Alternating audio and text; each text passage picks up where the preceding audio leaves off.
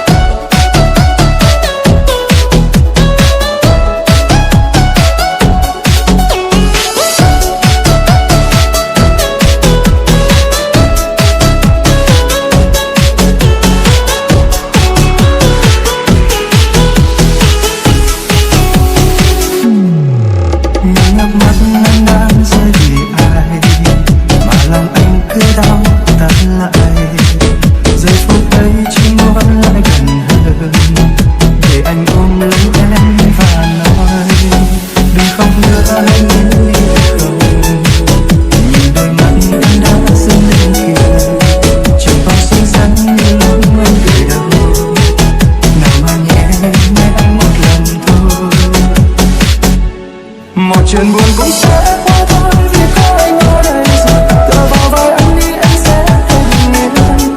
Đừng bao giờ cảm thấy em lẻ loi trên thế gian này, bởi vì đằng sau luôn có anh nhìn theo.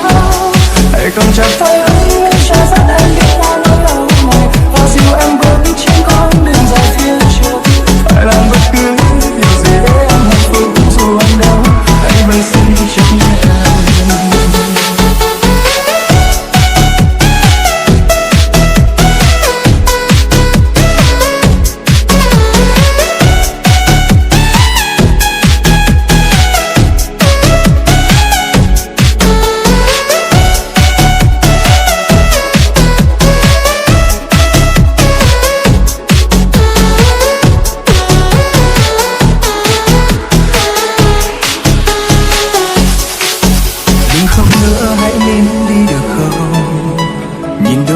Em đã sưng lên kìa, chẳng còn xinh xắn như lúc em cười đâu.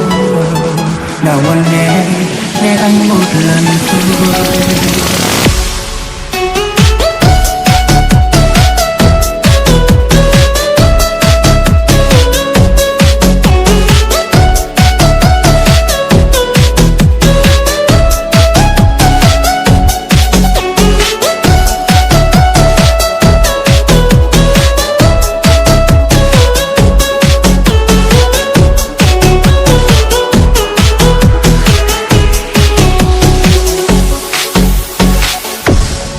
Chuyện buồn cũng sẽ qua thôi vì có anh ở đây rồi. Tựa vào vai anh đi em sẽ thấy bình yên. Đừng bao giờ cảm thấy em lẻ loi trên thế gian này, bởi vì đằng sau luôn có anh nhìn theo. Hãy cầm chặt tay anh sẽ dắt em đi qua nỗi đau này và dìu em bước trên con đường dài phía trước. Phải làm bất cứ điều gì để em hạnh phúc dù anh đâu, anh vẫn xin chấp nhận. Phải làm bất cứ điều gì để em hạnh phúc dù anh đau, anh vẫn xin